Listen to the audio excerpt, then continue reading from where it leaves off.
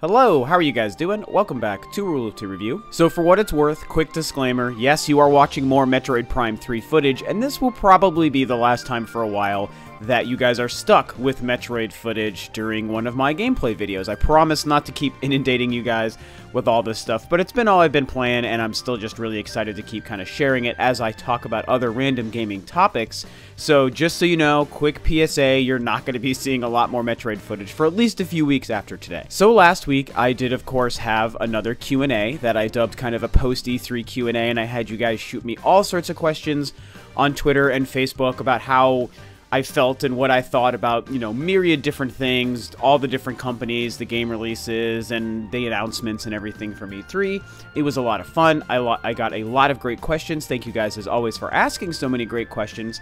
And as I mentioned in that video, there was one person on Facebook who asked like 10 extremely long, but really well thought out questions. And I answered one of his questions, and I didn't want to get too much deeper into any of the other ones, but I also mentioned that one of the many questions he did ask me, I thought was an important one that I wanted to discuss possibly on a separate video, and that is, of course, this video. So the question came from a Patrick Toe on Facebook, and again, Patrick, if you're watching, thank you for all of those crazy questions you asked. I appreciated the Metroid-related one that I chose for the Q&A, and I really did like this question, and I thought that it would be a fun topic to discuss for you guys and kind of give it its own video. I thought it was something that really deserved more time to be discussed than just a quick sort of response on a Q&A. So here is the question Patrick asked that I wanted to discuss today. How long do you think Sony and Microsoft can afford to keep chasing more powerful hardware given A, the rising development costs and size requirements of AAA games, B, the diminishing returns and graphical improvements with each passing console generation, and C, the fact that PCs will probably always be more powerful than consoles anyway? Would it be wise for one or both of them to step away from the graphical arms race and instead maybe try to compete more directly with Nintendo by simply making games more convenient for people, which is pretty much the main selling point of console gaming in the first place? Or do they have no reason to not continue down the same path that they're on? So, man, that is a serious question. There is a lot behind the possible answers and outcomes of that situation. And it definitely got me thinking. It got me really excited about talking about this topic, as you guys could imagine. So the crux of the question, Sony and Microsoft, we know their big focus and push for pretty much the entirety of their existence in the video game space has really been about pushing graphics and becoming the leader in things like resolution jumps and stuff like that the past couple of years. And is that something that might be proving to be less important or less fruitful for them, and maybe they should change direction? And of course, Patrick, again, thank you for the great question, Patrick. He brings up a good point and makes a comparison to what Nintendo's been doing for now 3 generations in a row, where they've sort of stepped away from the graphical arms race, so to speak. And yes, they've been improving themselves graphically over the generations, from the GameCube to the Wii, to the Wii U, to now the Switch, but it's obviously not truly trying to do what Sony and Microsoft have been trying to do. And maybe that's something where kind of where we are in 2017 and coming up on 2018 gaming on consoles in this current generation and this current climate, is it something where pursuing better graphics really just doesn't make smart business sense? And I think the answer to that, or at least my opinion to this, because of course this is nothing but just my opinion, yours may be completely different, but I have to say that, yeah, I actually think that there is something to that. And I say that as somebody who, I always have to give these two prefaces with a graphical conversation. I don't need or require or heavily invest myself into great graphics in video games. I do not think that they make a game good. However, I do still like pretty graphics, and I think that that's something that's completely okay to admit, even with somebody who isn't a quote-unquote graphical whore, which I am not. There still ain't nothing wrong with admitting when a game looks fantastically beautiful and has visuals you've never seen, or is pushing the most polygons and bit rates and all this other crap that makes games look good, that it's not pleasing, because it absolutely is pleasing, and sometimes it is something that can have a wow factor that helps you enjoy a game. It does not make a game good, but it can help you have a memorable experience and help you feel like you're enjoying the game, provided other elements around the quality graphics are solid. So that's why I found this to be pretty interesting, not to mention, like I said, the Nintendo comparison. So when we look at the first kind of point and the first element to his question, he says, should Sony and Microsoft keep chasing more powerful hardware and better graphics, and he says one of the things that's maybe proving to be a problem with this is the rising development costs and the size requirement of AAA games. That is a hugely important aspect, a very, very smart thing for Patrick to have brought up, because yes, I think that is something that's happening. We've seen nothing but evidence of crazy ballooning development costs for some of the biggest games. I mean, Destiny, I think including marketing, to be fair with Destiny, but I know they said Destiny had like a $500 million budget. That's insane. That's like more than any movie that's ever been made. I think even factoring in marketing costs for most movies, I'm pretty sure that that's the case. Although I heard something crazy about Batman vs. Superman. I don't really know the final numbers on that. But yes, it's costing too much. I think Grand Theft Auto 4 or maybe 5, I can't remember if it was 4 or 5, but one of them, it was like $200 million to make that game. And like, think about it. That's literally the kind of money that goes into making something like like Avatar, James Cameron's Avatar movie, or a Star Wars movie, or a Transformers movie. And that in and of itself is like obscene that even movies cost that much to make. But it also kind of makes sense because of the technology going into special effects, the fact that they a lot of times are traveling around the world to film things on location, and they're also moving huge crews and lots of equipment to these places to film on location, plus the cost of hiring freaking actors is sometimes $10, $15, $20 million per person. So at least you can kind of break down the elements of where the money is being spent in a crazy high movie budget. With game development, I know that there could be a sheet that's going to break down how much it costs to do this, A, B, and C for developing a game, but it just doesn't feel the same, and I don't know that the average person would see the same value in why it costs $200 million to make Grand Theft Auto, just a $60 video game that just has a video game world that you run around and do stuff in. It's crazy, and of course the size requirements, don't even get me started. There's been plenty of games I've passed on lately because of the size requirements, because I don't have unlimited freaking room on all of my consoles. Elder Scrolls Online for the PS4 I was going to buy, but the file size was too big. And the last Call of Duty, Infinite Warfare, I did pass on, and I wanted to play it, but I passed on it because I heard the install size was like 130 freaking gigs, and I'm sick of erasing games off of my consoles just to make room for other ones. And it's just one of the elements of, current gen gaming that I'm not in love with. And that's one of the reasons, of course, the Switch is nice, because we don't have that problem with the Switch. But I still love playing on my PlayStation and Xbox, and I hate that I have to deal with that. And these games that are pushing the next level graphics and the next level polygons and particle effects and 60 frames per second, 1080p, now we're getting into 4K, and the file sizes are getting bigger and bigger, and these development costs are crazy, and it becomes harder and harder for a lot of these companies to see, enough of a monetary return and profit for them to consider even wanting to make more games like that, or sometimes make a sequel to a game you may like that's one of these AAA big budget games, but of course it sells maybe 2 or 3 million copies. And for that kind of budgeted game, suddenly that's not enough to warrant, more sequels within that franchise. And I think that's a shame. I mean, to think that a game could be made and sell 2 or 3 million copies but still not be considered successful, that kind of exposes a hole in the problem and a hole in the business model, I think. So there definitely is something to that element of this problem. Now, the other thing he mentioned was the diminishing returns in graphical improvements with each passing console generation. And yeah, that's a huge one. That's one that a lot of people have been talking about for a while, and there is also truth to that. I think that it was going from the N64, PlayStation 1 era into the PS2 and GameCube sort of era. I think that was the last time I remember seeing a graphical leap and a graphical jump that really felt significant and immediately noticeable. Every single jump from then going to PS2 GameCube, into PS3 360 Wii, into the current generation with the PS4, the Xbox One, and the Wii U, and now Switch, like really none of those graphical jumps with what we saw was as significant. Were there improvements every time? Absolutely. I mean, there's no doubt that, yes, graphics have gotten better, and some of the things that I see games doing nowadays is so beyond impressive and a lot of fun to look at. I mean, it just feels good, like I was alluding to in the beginning of this video. It feels good to look at really pretty games and really amazing graphics. It just kind of, I think it's just like candy for our brains, and it's something that just sort of ticks something inside of us that's just like, ooh, that feels good. That looks nice. I like that. But to be fair, all of these jumps, even though we've gotten to a pretty impressive place today, it hasn't felt like it's necessarily been quote-unquote worthwhile. When I think back to going from the PS1 and 64 era, which is like one of my favorite generations in gaming, and again, the 64, you know, for what it's worth, putting it out there, my favorite console of all time, and going from that generation into that 6th gen stuff, that was amazing, man. That was really incredible.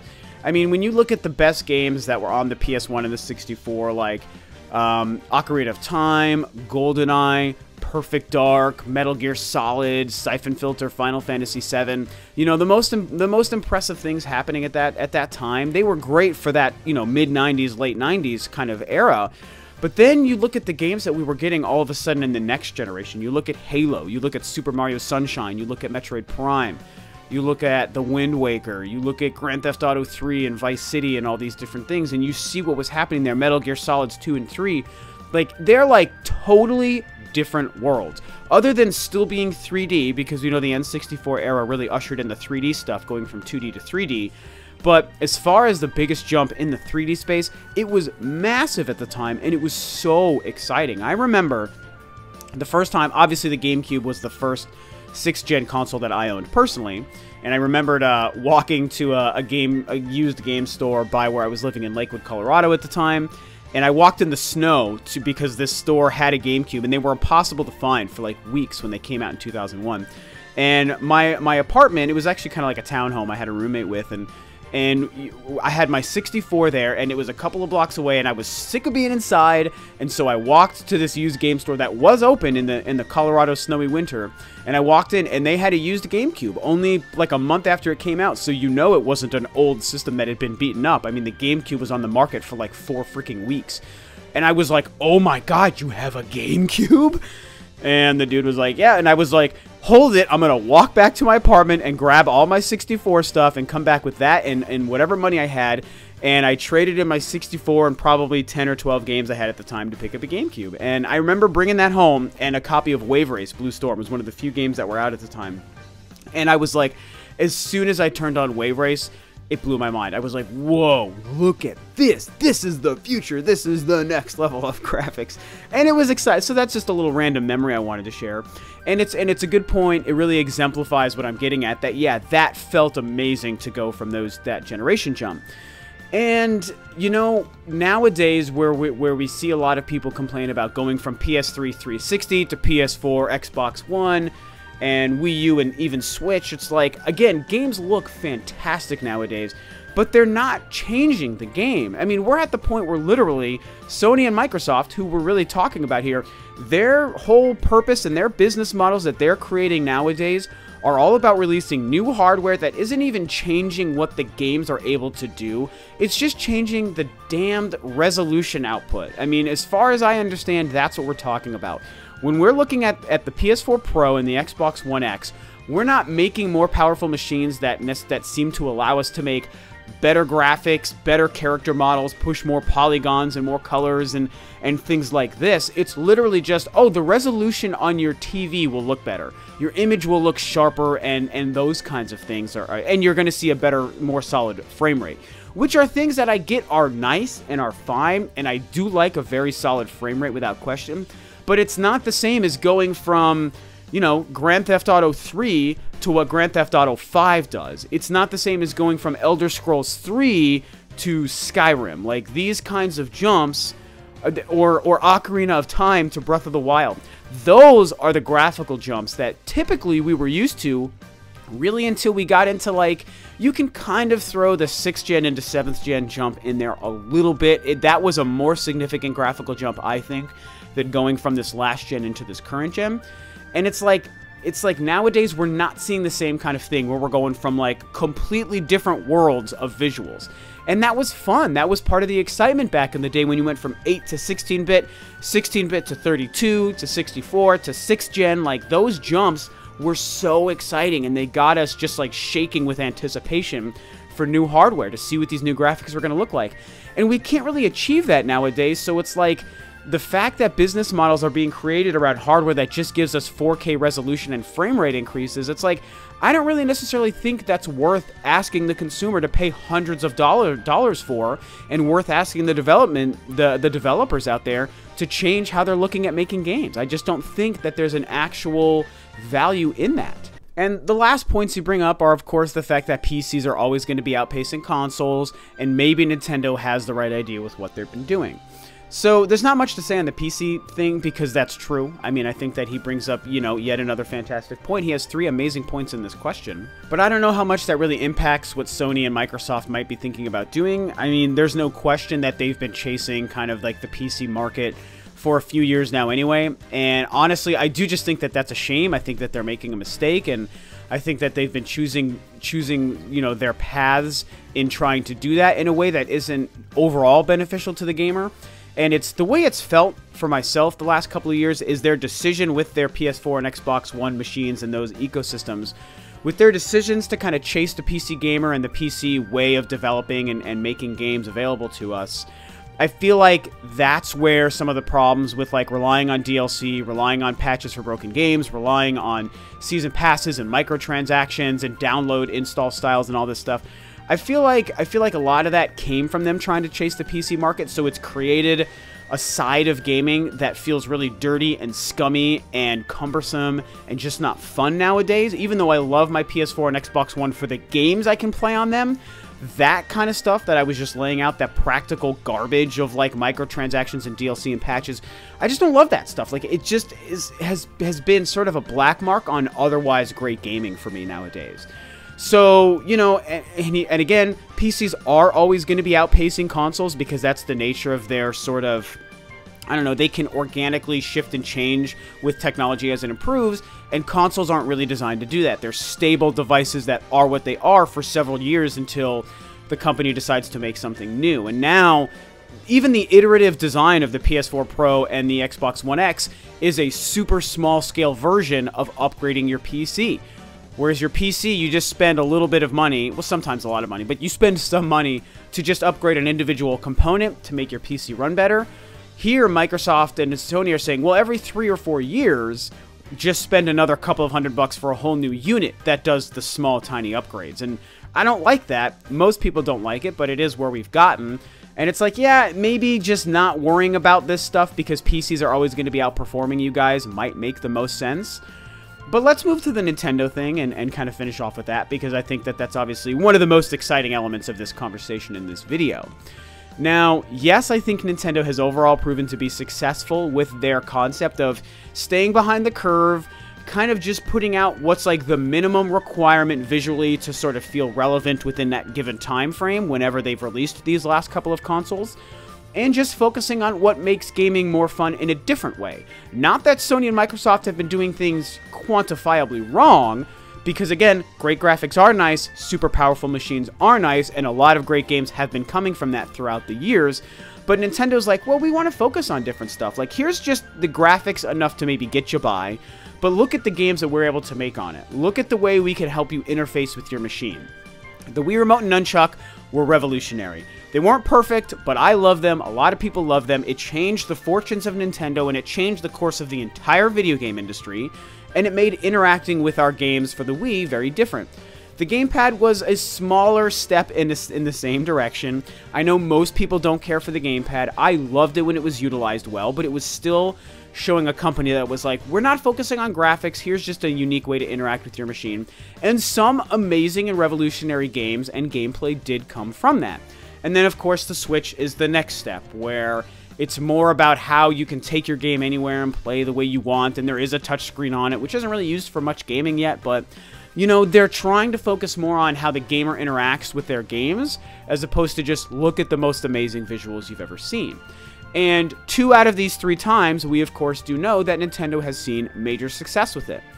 And let's also not forget that, while the Wii U wasn't a successful unit of hardware, Nintendo did see very successful software sales on the machine, which is hugely important to noting how you can still be successful with a console that's not pushing graphics and pushing a different sort of philosophy, which is great games that are just fun to play. And Nintendo did succeed with that even during the dark Wii U days.